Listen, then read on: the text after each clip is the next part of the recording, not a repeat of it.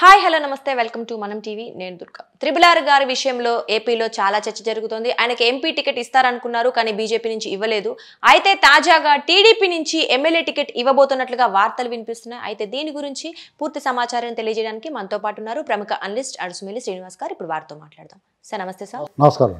రఘురామకృష్ణంరాజు గారికి మొన్నటి నుంచి మనం వింటూనే ఉన్నాం, ఆయనకి ఎంపీ టికెట్ బీజేపీ నుంచి ఇవ్వలేదు. సో వేరే అభ్యర్థి పేరు ప్రకటించడంతో చాలా చర్చ జరుగుతోంది ఏపీలో. అయితే తాజాగా ఇప్పుడేం వినిపిస్తుందంటే, సరే ఆయనకి ఎంపీ కాకుండా టీడీపీ నుంచి ఎమ్మెల్యే టికెట్ ఇస్తున్నట్లుగా, అలాగే ఆయనకి తర్వాత ఒకవేళ అధికారంలోకి టీడీపీ వస్తే మంత్రివర్గంలో కూడా ఆయన తీసుకున్నట్లుగా, ముఖ్యంగా హోంశాఖ మంత్రిగా చేయబోతున్నట్లుగా కూడా మనకి హామీ లభించినట్లు వార్తలు వినిపిస్తున్నాయి. సార్ ఎంతవరకు వాస్తవం అంటారు ఇది? ఇప్పుడు ప్రస్తుతానికైతే రఘురామకృష్ణరాజు గారికి అన్యాయం జరిగిందన్న భావన అందరిలో ఉంది. Okay, yes sir.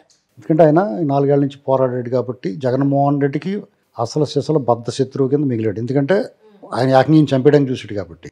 ఈయన కూడా ప్రతిరోజు రంపం కోత కోసేసాడు. వాళ్ళకి చెవిలో జోరేగలాగా చెప్పులో రాయిలాగా ఉన్నాడు వాళ్ళ పట్ల.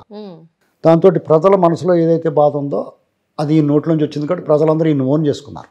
ప్రజలకు చేరువయ్యారు. ప్రజలు అందరూ ఓన్ చేసేసుకున్నారు ఈయన్ని. ఏంటి జగన్మోహన్ రెడ్డికి బద్ధశత్రు ఇతను అనేటువంటిది వాళ్ళందరికీ రిజిస్టర్ అయిపోయింది ప్రజల్లో. ఇక అన్యాయం జరిగింది. అన్యాయం ఎవరు చేశారు? ఇప్పుడు 3 పార్టీలు కూటమి. ఆయన ఏమన్నాడంటే, నేను నరసాపురం సిట్టింగ్ ఎంపీని కాబట్టి కూటమిలో ఎవరికి ఆ సీట్ కేటాయితే వాళ్ళు ఆ కూటమి తరఫున నేను పోటీ చేస్తాను అన్నాడు. అలాగే బీజేపీ పార్టీని ఇచ్చి అనుకున్నప్పుడు కూడా ఆయన బీజేపీని కలుపుతాను ట్రై చేశాడు. బీజేపీ పట్ల టీడీపీ వాళ్ళు మాలాటోళ్ళు, నాకు కూడా బీజేపీ అంటే నేను ఓపెన్గా చెప్తాను. మోడీ గారు, అమిత్ షా అంటే నాకు ఎందుకో విముఖత. బీజేపీ పార్టీ అంటే అభిమానం ఉంటుంది. బీజేపీ పార్టీని ఆదరించిన రోజులు ఉన్నాయి. వాళ్ళ మీద నాకు నెగిటివ్ లేదు. ఈ బ్యాచ్ని చూస్తే కొంతమందిని చూస్తే నాకు పట్టదు. కొంతమంది నాయకులు, ఎందుకంటే వాళ్ళు రాష్ట్ర ద్రోహులుగా మిగిలేరు. ఎందుకంటే జగన్మోహన్ రెడ్డి గారు దొంగోడితో స్నేహం చేశారనేటువంటి భావన ఉంది నాకు. రాష్ట్రం సర్వనాశనం అయిపోయింది. చంద్రబాబు గారిని వేధించారు. కార్యకర్తలను ఎలా కొట్టి చంపేస్తున్నా కానీ వాళ్ళు పట్టించుకోలేదు. రాష్ట్రంలో అరాచకం జరుగుతున్నా, దుర్మార్గం జరుగుతున్నా ప్రజలందరికీ ఉన్నట్టే ఆగ్రహం అలాంటి కూడా ఉంది. పైగా అందరూ అసహించుకుంటున్నారు. నేను ఎంత చెప్పాను కదా, అలాంటి పరిస్థితుల్లో రఘురామకృష్ణరాజు గారు ఒక సానుకూలత తీసుకొచ్చాడు బీజేపీ మీద. ఈయన మీద అభిమానం ఉంది. ఆ అభిమానాన్ని వెచ్చించి బీజేపీ కూడా కలవాలి, బీజేపీ కలిస్తేనే ఈ ఆటలు కట్టించగలం అని చెప్తూ ఉండి కూడా ఆయన. అప్పుడు జనాలకు మెల్లమెల్లగా ఆగ్రహం కొద్దిగా ఆగ్రహం ఉన్నా కొద్దిగా లెవెల్ అవుతూ వచ్చారు, సరిపెట్టుకుంటానికి ఉన్నారు. పైగా పవన్ కళ్యాణ్ గారు కూడా ముందుకొచ్చి నేను వాళ్ళని కలపడానికి ట్రై చేస్తున్నాను, వాళ్ళని బతిమాలుతున్నాను అంటే, నువ్వు ఎందుకే బతిమాలటం, వాళ్ళకి ఏముందని బతిమాలుతున్నాం అనుకున్నాం మేము. అంతే కదా, వాళ్ళకి ఏముంది ఇక్కడ, వాళ్ళు ఎందుకు బతిమాలాలి, వాళ్ళే బతిమాలాలి మమ్మల్ని పెట్టుకుంటారు బాబు అని. యాక్చువల్గా అదే సీన్. కానీ వీళ్ళు అడిగేలా చేశారు అక్కడ. జగన్మోహన్ రెడ్డిని ఉపయోగించి ఈ చెట్లు కొట్టేస్తుంటే పరిగెట్టుకుంటూ వెళ్తాం కదా ఎవడొకటి దగ్గరికి, అలాగనమాట. అలా చేసి మొత్తం మీద అలాగైతే పొత్తులు కన్ఫర్మ్ అయిన తర్వాత ఈయన బీజేపీ తరఫున పోటీ చేద్దాం అనుకున్నాడు. సిట్టింగ్ ఎంపీ, ఒక ఎంపీ గ్యారంటీ వాళ్ళకి. రఘురామకృష్ణరాజు గారికి సిట్టింగ్ ఎంపీ అనుకున్న ఆదరణ ప్రకారం నరసాపురంలో ఆయన గ్యారంటీ గెలుస్తాడు. మరి దాన్ని బీజేపీ ఆయనకి ఇవ్వాలి కదా. ఇది లాజిక్ అంతే. ఇప్పుడు వాళ్ళ పార్టీలో లేడు ఈయన, మా పార్టీలో లేనివాడికి మేము ఎందుకు ఇస్తామని అడగచ్చు వాళ్ళు టెక్నికల్గా. ఈయన ఆ పార్టీలో చేరలేదు కాబట్టి వాళ్ళు అనొచ్చు. కానీ మరి వరప్రసాద్ అన్న అతనికి తిరుపతిలో టికెట్ ఇచ్చేసిన తర్వాత చేర్చుకున్నారు కదా మీరు. ఆ లాజిక్ పనిచేయదు. నువ్వు జగన్మోహన్ రెడ్డికి వ్యతిరేకంగా, నిజంగా నువ్వు జగన్మోహన్ రెడ్డి వ్యతిరేకంగా అతను ఓడించాలని ఉద్దేశం ఉంటే ఒక ఎంపీ సీటు మీరు బీజేపీ ఖాతాలో కావాలంటే రఘురామకృష్ణరాజు గారికి సీట్ ఇవ్వాలి మీరు. ఇది లాజిక్. లేదా మీ సీటు జగన్కి గిఫ్ట్గా ఇద్దాం అనుకుంటే ఎవరో దారిపోయి వాడికి ఇవ్వచ్చు, లేకపోతే మీ పార్టీలో ఊరు పేరు లేకపోతే మీ పార్టీలో 40 ఏళ్ళ నుంచి ఉన్న వాడికి ఇవ్వచ్చు. అదే చేశారు ఆ పని వాళ్ళు. అంటే వాళ్ళ ఉద్దేశం ఏంటి, ఇది జగన్ గిఫ్ట్గా ఇద్దాం అనుకుంటున్నారు వాళ్ళు. ఇంకా సపోర్ట్ ఉందా అలా అనుకుంటారు ప్రజలు. నువ్వేమన్నా అనుకో. ఇంకో మాట ఏమనపడుతుందంటే, రఘురామకృష్ణరాజు గారికి వితింద బీజేపీలో ఉన్న వాళ్ళే కొంతమంది పేర్లు కూడా చెప్తున్నారు. సోమవీర్రాజు అని, లేకపోతే పురంధరేశ్వరి గారని, సీఎం రమేష్, ఇలాంటి వాళ్ళు ఆయనకు అడ్డం పడ్డారు. ఎందుకంటే రేపు మంత్రి పదవులకి రేపు ఎన్డీఏ వస్తుంది అనుకుంటున్నారు వాళ్ళు. అది వస్తుందో రాదో అది వేరే కదా. ముందు ఈయన వస్తే ఇక్కడ ఎంపీ అయిపోతే ఈయనకున్న ఇమేజ్ ద్వారా, వాళ్ళతో ఉన్న సంబంధాల ద్వారా ఈయన ఎంపీ అయిపోతాడని, ఈయనకి రాకుండా అడ్డం పడ్డారని అదొక రూమరు. ఇంకోటి జగన్మోహన్ రెడ్డి వాళ్ళ తొట్టిగ్యాంగ్ వాళ్ళు బ్యాచ్ ఉంటారు కదా, వాళ్ళ ద్వారా అటు. నేను నమ్మట్లేదు. రఘురామకృష్ణరాజు గారు జగన్మోహన్ రెడ్డికి మీద నెపమేసాడు, కానీ జగన్మోహన్ రెడ్డికి అంత సీన్ లేదు. జగన్మోహన్ రెడ్డి చెంచాలు చేసి ఉండొచ్చు. జగన్మోహన్ రెడ్డిని అభిమానించే వాళ్ళకి రఘురామకృష్ణరాజు గారు శత్రువే, ఈయనకి రాకూడదని వాళ్ళ మనసులో కూడా ఉంటుంది. అలాగా ఇలాగ ఆ పార్టీలో జగన్మోహన్ రెడ్డి సన్నిహితులు కాపోయిన వాళ్ళు కూడా వాళ్ళ ఉనికి కోసం ఈయన రాకూడదని కోరుకున్న వాళ్ళు ఉంటారు. అలాంటి వాళ్ళు ఇవన్నీ వెరసి వేరే వాళ్ళని తీసుకొచ్చి పెట్టారు. ఓకే. ఇప్పుడు ఆయన ఒకడికి పెట్టేసి నా ఒకటిదే నేను చేస్తానంటే కుదరదు కదా, అక్కడ 7 ఎమ్మెల్యేలు ఉంటాయి కింద. ఇప్పుడు వాళ్ళ పరిస్థితి ఏంటి? రఘురామకృష్ణరాజు గారు ఉన్నాడు అనుకోండి, తలకు కథ ఇస్తాడు, పొట్లం ఇదిగో పొట్లం, ఇదిగో పకోడీ పొట్లం, మిఠాయి పొట్లం అన్నీ ఇచ్చి జాతకి వాళ్ళకి ఎంత కొంత ఇవ్వాలి కదా. ఇప్పుడు డబ్బు లేకుండా ఎలక్షన్ ఏముంది, అవునా కదా. ఇప్పుడు వచ్చిన అతను పేరులోనే వరాలు కానీ జేబులో మురమరాలు కూడా లేవు. వీళ్ళందరికీ అదో బాధ ఇప్పుడు, అవునా కదండి. అక్కడ ఏలూరు సీటు టీడీపీ పొరపాటు ఏం చేసిందంటే, ఏలూరు సీటు అక్కడి నుంచి రాయలసీమ నుంచి లేకపోతే ఎవరినో తీసుకొచ్చి అక్కడ పెట్టింది ఎంపీగా. లోకల్ వాళ్ళకి ఇవ్వాలి కదా, బీసీకి ఇవ్వాలన్నా కానీ లోకల్ బీసీలు లేరా, ఇవ్వాలి. పార్టీ నిర్ణయాలంటే వాళ్ళ పార్టీ వాళ్ళు అంటే వ్యతిరేకించరు, కానీ మామూలుగా మనం విశ్లేషణ చేయడంలో తప్పులేదు. ఇప్పుడు అక్కడ క్యాడర్ అభిప్రాయం, మేము ప్రజల అభిప్రాయం చెప్తున్నాం, మా గొంతులోంచి వస్తుంది. వాళ్ళు ఎవరన్నా చూసిన వాళ్ళు బాధగలిగితే బాధగలగచ్చు కొంతమందికి. అక్కడ బీజేపీకి ఆ సీట్ ఇవ్వచ్చండి. ఎందుకంటే ఒక తపన్ చౌదరి అని ఒక ఆయన ఉన్నాడు, ఒక తపన అంటే అది ఒక సంస్థ, గంగాధర్ చౌదరి ఏదో ఆయన పేరు, కానీ ఆ తపన అనేటువంటి ఒక స్వచ్ఛంద సంస్థ ఉంది. దాన్ని నడిపిస్తూ ఉంటాడు. మీ అక్కడికి వెళ్తే పెద్ద ఫ్లెక్సీలు కనపడుతుంటాయి. ఏరియా అంతా మీకు గోడలకి గీడలకి ఫుల్గా వేసేసాడు అన్నీ. ఎక్కడికి వెళ్ళి అయినా ఎవర్రా బాబు అని అనుకునేవాడు నేను ఆ దారిలో వెళ్తుంటే. ఇప్పుడు ఆయన ట్రై చేస్తుండే బీజేపీ నుంచి. ఆ సీటు బీజేపీకి ఇచ్చారనుకో, తపన్ చౌదరి గారు ఎవరో నిలబడతాడో, లేకపోతే ఇంకోటి ఎవరో ఒకరికి ఇచ్చుకుంటారు వాళ్ళు ఇష్టమైన వాళ్ళకి. ఆ 7 ఎమ్మెల్యేలకి కొంచెం తైలం అందిస్తాడు. ఇంధనం అండి, మనిషిని నడిపించే ధనం ఇంధనం ధనం అది. అలాగే రఘురామకృష్ణరాజు గారు ఇక్కడ నిలబడితే టీడీపీ తరఫున టీడీపీ తీసుకుని, ఇప్పుడు నరసాపురం టీడీపీ వాళ్ళు చంద్రబాబు నాయుడు గారు ఆ కండిషన్ పెట్టే టీడీపీ ఈయనకి ఇవ్వాలని చెప్పారు అన్నారు. గ్యారంటీ సీట్ కాబట్టి రఘురామకృష్ణరాజు గారు అయితే గెలుస్తాడు కాబట్టి మీకు అది ఇస్తాను, రఘురామకృష్ణరాజు గారు సీట్ ఇచ్చుకుంటే ఏదో వాళ్ళ అగ్రిమెంట్ మాట. వాళ్ళు మోసం చేశారు, వాళ్ళు ఇవ్వలేదు అంటున్నారు. ఇప్పుడు బీజేపీ అయితే వేరే అభ్యర్థిని ప్రకటించేసింది, వేరే అభ్యర్థిని పెట్టారు. అంటే దాని ఉద్దేశం క్యాడర్కి ఎలాగెళ్తుంది, వీళ్ళు జగన్మోహన్ రెడ్డి గిఫ్ట్ ఇస్తున్నారు వాళ్ళ దగ్గర దొబ్బేసిన డబ్బులకి అని అనుకుంటున్నారు. పబ్లిక్కి మేము లోతుగా విశ్లేషణ చేయరు. వాళ్ళు ఏమనుకుంటారంటే, ఇదేర్రా రఘురామకృష్ణరాజు గారు ఇవ్వకుండా ఇతను వీళ్ళు ఇంకా జగన్ తోటి ఉన్నారా బాబు, జగన్కి ఇచ్చేద్దామని చూస్తున్నారు ఈ సీటు అనుకుంటారు, అవునా కదా.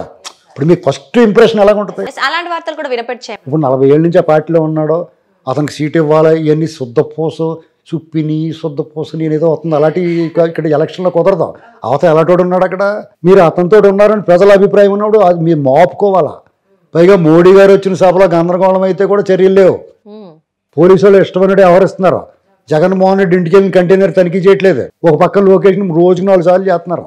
ఇదంతా చూసి ఈ ఆఫీసర్లు మార్చాలా. ఇంత తతంగం ఉండగా ఈ వ్యవహారం అంతా వదిలేసి మీరు ఈ సీట్ల విషయంలో కూడా జగన్కి అనుకూలంగా అనిపిస్తుంది.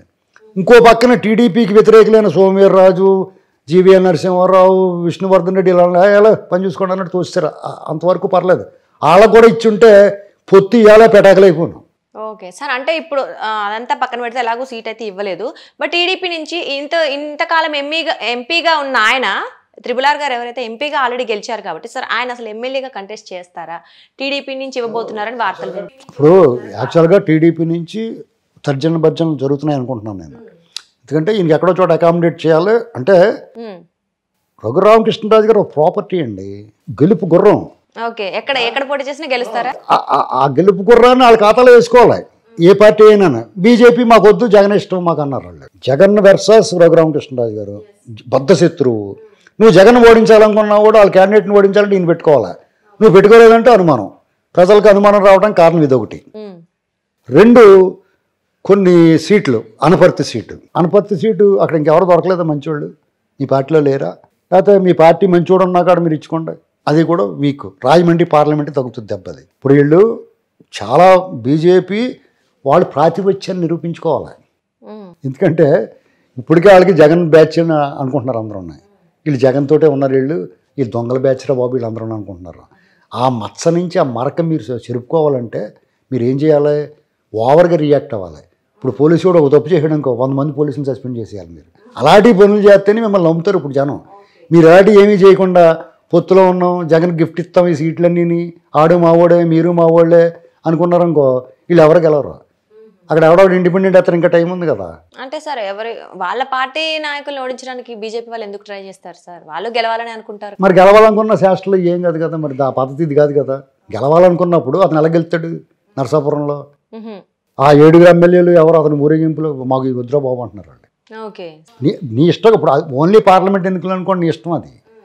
ఇక్కడ అసెంబ్లీ ఎన్నికలు కూడా కలిసి ఉన్నాయి కదా ఇక్కడ. పైగా మీరు 10 సీట్లు తీసేసుకున్నారు, అక్కడ ఏం సీన్ లేకపోయినా కానీ. ఆ 10 సీట్లు మీ ఇష్టం నుండి ఇచ్చారు, 4 వాళ్ళు ఇష్టం నుండి ఇచ్చుకున్నారు. ఆ 6 సీట్లు 4 గెలిచే అవకాశం ఉంది. మీరు ఇలాంటి ఓవర్ యాక్షన్ చేసి మా ఇష్టం నుండి చేస్తామంటే అసలు పొత్తే ఉండదేమో డౌట్ నాకు. చివరికి వచ్చేటప్పటికి పని చూసుకోండి అంటారు వాళ్ళు, శృతి మించిపోతే. అదిరిందయ్యా చంద్రం అని వస్తాయి మీ టీవీల్లోనూ. నాకు అనిపించింది అలాగా. ఎందుకంటే ఒకసారి 2009 అలాగే ఒకసారి జలక్ కేసీఆర్ గారు ఓవర్ యాక్షన్ చేస్తే పని చూసుకోమని చెప్పారు. ఇది తెగిదాకా లాక్కూడదు. ఇంకా ఇది రఘురామకృష్ణరాజు గారు లాంటి వ్యక్తి వల్ల ఈ వివాదం, అతన్ని మీరు అకామిడేట్ చేయలేకపోతే ఎవరన్నా, ఇది ఓవరాల్గా బీజేపీ మేము పోతుంది నెపం. తర్వాత పాప భారం మోయాల్సింది టీడీపీయే. ఎందుకంటే అరే ఇంత పోరాడాడు జగన్ ఓడించాలనుకున్నాడు, అతను మీరు కాపాడలేకపోయేటి అనుకుంటారు. యాక్చువల్గా వీళ్ళకి సంబంధం లేదు, బీజేపీ కూడా సంబంధం లేదు, ఈయన ఏ పార్టీలో లేడు కాబట్టి. కానీ వీళ్ళు పొత్తు పెట్టుకోవడానికి ప్రజల తరపున పోరాడిన వ్యక్తిని వీళ్ళు అకామిడేట్ చేయలేకుండా అతను పక్క తోస్తారంటే వీళ్ళని ఎలా నమ్మాలనేటువంటి ఒక భావన వస్తుంది. దీనికి ఈయన డిమాండ్ చేసే హక్కు లేదు నిజంగానే, ఎవరిని బీజేపీని ఇమ్మని హక్కు లేదు, ఎందుకంటే ఆయన ఆ పార్టీలో లేడు కాబట్టి. అలాగే టీడీపీని హక్కు లేదు, టీడీపీలో లేడు కాబట్టి. కానీ నైతికం ప్రజల కోణంలో ఆలోచించాలి. ఇతను పోరాడాడు కదా ప్రజల తరపుని, లేకపోతే ఆయన కోసమే పోరాడినా, జగన్కి వ్యతిరేకం కదా. నువ్వు జగన్ ఓడించాలనుకున్నప్పుడు జగన్ వ్యతిరేకంగా ఉన్నవాడు కాకుండా దాన్ని పోయి దాని తీసుకొస్తాం ఏంటి? మీకు అనిపించదా అలాగా? ఇక్కడ నేనేమనుకుంటానంటే, ఒకవేళ టీడీపీ పొత్తు ధర్మం పాటిస్తారు వాళ్ళు, రాజకీయ పార్టీలు పొత్తులో పెట్టుకున్న తర్వాత జనసేన చాలా స్ట్రిక్ట్గా చెప్తారు వాళ్ళు పొత్తు ధర్మం పాటించమని. పొత్తు ధర్మం పాటించమని వాళ్ళు ఆదేశాలు ఇస్తే ఆ క్యాడర్ ఏం ఆలోచిస్తుందంటే అక్కడున్న క్యాండిడేట్ని కూడా చూస్తారు.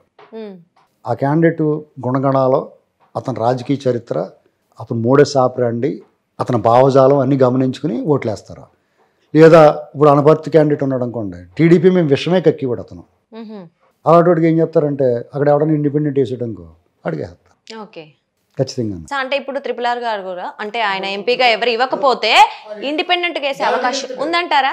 గ్యారంటీ గెలుస్తాడు ఆయన. గెలవడం కాదు సార్, అసలు ఆయన పోటీ చేసి ఇండిపెండెంట్ గా పోటీ చేస్తారు. చేస్తాడు, ఎందుకు చేయడు?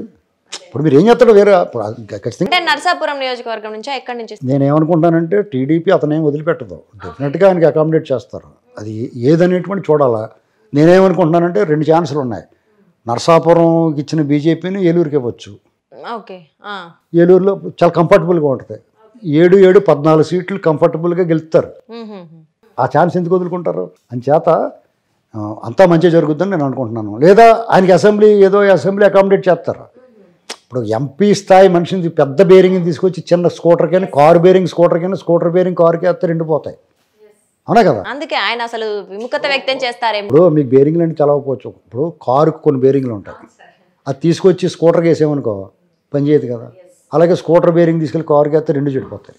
కాబట్టి అది ఆలోచిస్తారా. మనకన్నా చాలా తెలివైన వాళ్ళు రాజకీయ పార్టీ, చంద్రబాబు గారు ఇలాంటి వాళ్ళు, పవన్ కళ్యాణ్ గారు వీళ్ళందరూ ఉన్నాయి. మనకేమనుకుంటున్నాం, వాళ్ళు అలాగే అనుకుంటున్నాం. వాళ్ళు ఏం చంద్రమండలం నుంచి ఏం దిగిరాలేదు కాబట్టి ప్రజలు ఏమనుకుంటున్నారో వాళ్ళు గమనిస్తారో. అయితే మాకు కొంత స్వేచ్ఛ ఉంటుంది కాబట్టి మేము ఇలా జరుగుతుందండి బాబు అని చెప్తాం. వాళ్ళు క్యాడర్ కానీ నాయకులు కానీ మూసుకుని కూర్చుంటారు. ఒకవేళ తేడా వచ్చిందనుకోండి, ఎన్టీ రామారావు గారిని పక్కన పెట్టిన క్యాడర్ టీడీపీ అంటే అంచేత వాళ్ళు ఎవరిని లెక్క చేయరు అని నేను అనుకుంటున్నాను. నేను మొత్తానికైతే చూద్దాం. మొత్తానికి RRR గారి విషయంలో చర్చ చాలా జరుగుతుంది. అసలు ఆయన ఏ స్థానం నుంచి పోటీ చేయబోతున్నారా, పోటీ చేస్తారా, పార్టీ నుంచి చేస్తారా, ఇండిపెండెంట్గా చేస్తారా, ఇవన్నీ చాలా ప్రశ్నలు అయితే మనకి వినిపిస్తున్నాయి. అంటే త్వరలోనే అంటే ఎంపీగా ఉన్న ఆయన ఎమ్మెల్యేగా కంటెస్ట్ చేస్తారా అని కూడా ఒకటి అంటే ఆయన అంటే ఈ లోపల ఏమవుతుందంటే రఘురామకృష్ణరాజు గారు కూడా కొంత సమయం పాటించి ఓపిక పట్టాలి. Definitely sir. ఎస్ సార్, అందుకనే చూద్దాం కొంత టైం, ఇంకా కొన్ని రోజులు పోతే మొత్తానికి అభ్యర్థుల ప్రకటనపై ఒక క్లారిటీ వస్తుంది కాబట్టి. సో RRR గారు ఎక్కడి నుంచి పోటీ చేయబోతున్నారు, ఆయన ఏ స్థానంలో, అంటే ఎంపీ కానీ ఎమ్మెల్యే కానీ, ఇవన్నీ కొన్ని రోజులు అయితే తేలబోతున్నాయి కాబట్టి చూద్దాం సార్ ఏం జరుగుతుందో. Thank you so much.